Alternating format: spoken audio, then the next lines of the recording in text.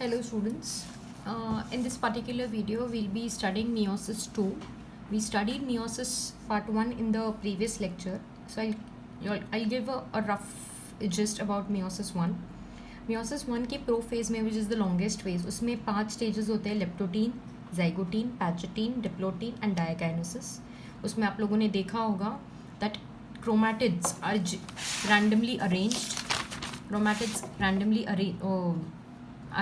arranged and उनके जो ends है those are facing towards the nucleus. उसके बाद जाइगोटीन स्टेज में पेयरिंग होता है पैटर्नल एंड मैटर्नल क्रोमोसोम का, which is also called as synapsis और synaptonemal complex. Paternal and maternal chromosomes come together, मतलब क्रोमोसोम्स जो मॉर्फोलॉजिकली मतलब साइज एंड शेप में जो सिमिलर होंगे वो साथ में आएंगे एंड उनमें पेयरिंग होगा, जिसको सिनेप्टोनीमल कॉम्प्लेक्स बोलेंगे. फिर पैचेटीन स्टेजेस में, उनमें इन ये स्टेजेस में उसमें क्रॉसिंग ओवर होता है. क्रॉसिंग ओवर होता है मतलब क्रोमैटिड्स जो होते हैं वो स्टक हो जाते हैं एक दूसरे के एंड्स पे, and that crossing over, the X which is formed is called as chiasmata. Crossing over is the most important event that is occurring. फिर डिप्लोटीन में जो ये कायज़मा है वो एंड्स पे जाता है which is called as terminalisation.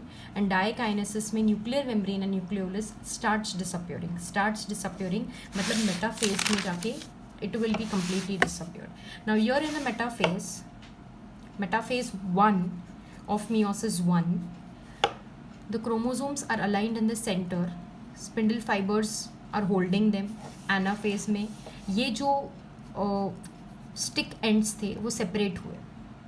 यहाँ पे सेंट्रोमियर डिवाइड नहीं होता है, खाली स्टिक एंड्स सेपरेट होते हैं. मतलब बेसिकली क्या होता है, if this is the paternal chromosome and this is the maternal chromosome, red coloured shaded part is the maternal chromosome and blue coloured part is the paternal chromosome. उनमें crossing over हुआ. Crossing over के बाद जब वो अलग होते हैं, जैसे कि मेटाफेज में आप लोगों ने, एनाफेज में सॉरी देखा आप लोगों ने, वो अलग हुए, सेपरेट हुए. तो मैटर्नल कैरेक्टरिस्टिक्स और maternal part of the chromosome has gone on the paternal chromosome and paternal का मैटर्नल पे आ गया है. मतलब दोनों के कैरेक्टरिस्टिक्स इंटरमिंगल हुए. This particular is called as genetic recombination. Particular event is called as genetic recombination और crossing over, which will induce variety in all life forms that exist on earth. So that is what occurs in anaphase. उसके बाद telophase में ये जैसे chromosome separate हुए थे, इसका एक ग्रुप बनेगा, इनका एक ग्रुप बनेगा, and you can see the 8-like structure. Nuclear membrane starts disappearing, reappearing, and nucleolus also starts reappearing, and then the cell just simply divides in cytokinesis 1. You can see 2 new cells with 2 chromosomes each in each cell. So that was meiosis 1. Now let's talk about meiosis 2. Meiosis 2 is nothing but entirely mitosis. Mitosis के जैसा ही होता है meiosis. अभी meiosis is also called as homotypic division. homo मतलब similar to mitosis. अभी इस division में 2 haploid cells जो यहाँ पे बनी है, ये 2 haploid cells है, यही आगे कंटिन्यू होगी meiosis में.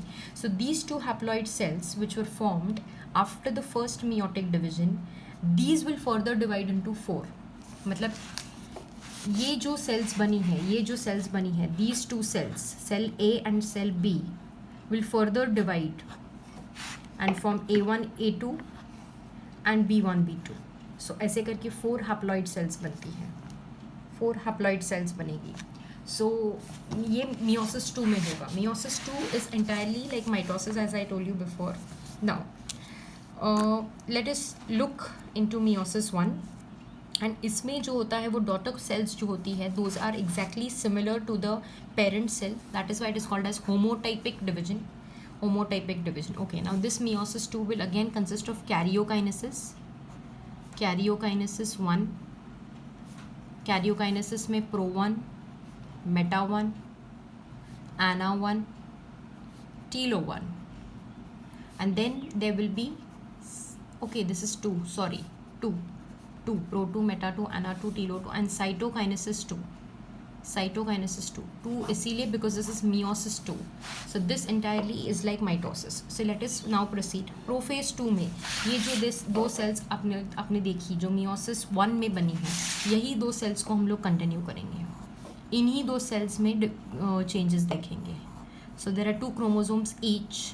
There is nucleolus there is nuclear membrane. I did not mention, because by this time you must be knowing what exactly all these is. So now in the prophase 2, chromosomes become distinct मतलब differentiate होते हैं, clear हो जाते हैं. Each centriole मतलब ऐसे होते हैं, ये differentiate, hydrate और coil होके वो ऐसे हो जाते हैं. centriole जो डिवाइड होने वाले होते हैं, तो सेंट्रोल ज़्यादा प्रोमिनेंट हो जाता है इसमें प्रोफेज 2 में. स्पेंडल फाइबर्स भी बनने लगते हैं. यहाँ पे आप लोग बता सकते हो that the centrioles are moving towards the poles. So this is prophase. Prophase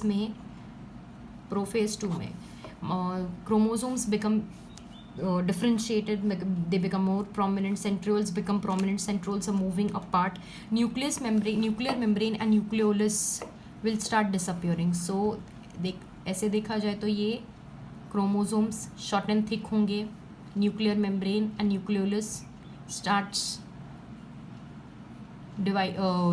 disappearing and the centrioles are moving apart. Similarly ये सेल में भी ऐसे ही होगा.